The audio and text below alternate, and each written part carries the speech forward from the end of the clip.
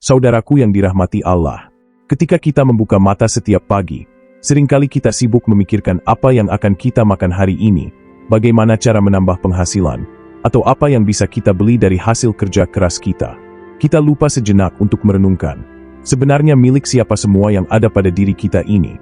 Harta yang kita kumpulkan, rumah yang kita bangun, tabungan yang kita simpan, bahkan tubuh yang kita gunakan untuk bekerja, semua itu hanyalah titipan dari Allah. Kita hanya diminta untuk mengelolanya dengan baik. Dan salah satu cara terbaik untuk menjaga titipan itu adalah dengan bersedekah. Allah berfirman dalam Al-Quran, perumpamaan orang-orang yang menafkahkan hartanya di jalan Allah adalah serupa dengan sebutir benih yang menumbuhkan 7 bulir. Pada tiap-tiap bulir ada 100 biji. Allah melipat gandakan bagi siapa yang Dia kehendaki. Dan Allah Maha Luas lagi Maha Mengetahui. Quran Surat Al-Baqarah 261. Perhatikan, Allah menggunakan perumpamaan benih. Artinya, setiap sedekah yang kita keluarkan tidak hilang, melainkan tumbuh, berkembang, dan akan kembali kepada kita dengan jumlah yang berlipat-lipat. Namun sayangnya, banyak di antara kita yang masih ragu. Kita takut miskin bila bersedekah, takut kekurangan, takut tidak cukup untuk diri sendiri. Padahal Rasulullah sudah bersabda dengan jelas, harta tidak akan berkurang karena sedekah. Dan Allah tidak menambah kepada seorang hamba yang pemaaf kecuali kemuliaan. Dan tidaklah seseorang merendahkan diri karena Allah, melainkan Allah akan meninggikan derajatnya. HR. Muslim. Di sini letak keajaiban sedekah. Secara logika manusia, memberi berarti berkurang. Tapi dalam logika Allah, memberi justru berarti bertambah.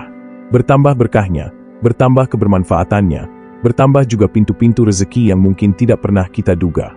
Pernahkah kita merasa, setelah bersedekah, urusan kita tiba-tiba dimudahkan? Dagangan kita lebih lancar, hati kita lebih tenang, keluarga kita lebih harmonis, atau penyakit kita lebih ringan? Itulah cara Allah membalas sedekah hambanya. Balasan yang tidak selalu berbentuk uang, tetapi dalam bentuk nikmat yang jauh lebih berharga. Mari kita ambil pelajaran dari kisah nyata di masa Rasulullah. Dikisahkan bahwa suatu ketika, seorang sahabat datang membawa sekarung kurma untuk disedekahkan. Kurmanya tidak banyak, hanya seadanya, tetapi ia memberikan dengan hati ikhlas. Orang-orang mencibir, mengatakan sedekahnya kecil dan tidak berarti. Namun Allah menurunkan wahyu, membela sahabat itu. Allah tegaskan bahwa sekecil apapun sedekah, bila ikhlas, nilainya besar di sisinya. Kisah ini mengingatkan kita, jangan pernah meremehkan sedekah kecil. Mungkin hanya 1.000 rupiah, hanya sepotong roti, atau hanya sebotol air. Tetapi di mata Allah, itu bisa menjadi penyelamat kita dari siksa api neraka. Rasulullah bersabda, lindungilah dirimu dari api neraka, walaupun hanya dengan setengah butir kurma. HR. Bukhari dan Muslim.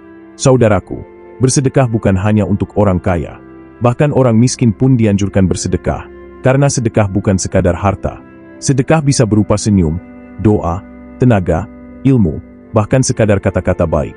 Bayangkan, jika dengan senyum kita bisa membuat orang yang putus asa kembali semangat. Jika dengan membantu orang tua menyeberang jalan, kita bisa mendapatkan doa yang tulus. Jika dengan membagikan ilmu, kita bisa mendapat pahala jariah yang terus mengalir. Namun tentu saja, sedekah dengan harta tetap memiliki keutamaan besar. Karena disitulah letak ujian sesungguhnya.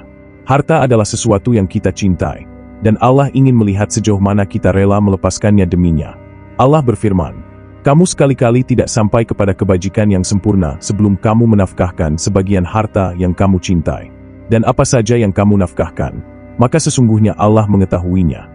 Quran Surat Ali Imran 92. Mari kita refleksikan sejenak. Seandainya hari ini kita meninggal dunia, harta yang kita simpan di lemari, tabungan di bank, emas di rumah, semuanya akan ditinggalkan. Tidak ada yang kita bawa kecuali amal. Dan sedekah adalah amal yang terus mengalir, bahkan ketika kita sudah tiada.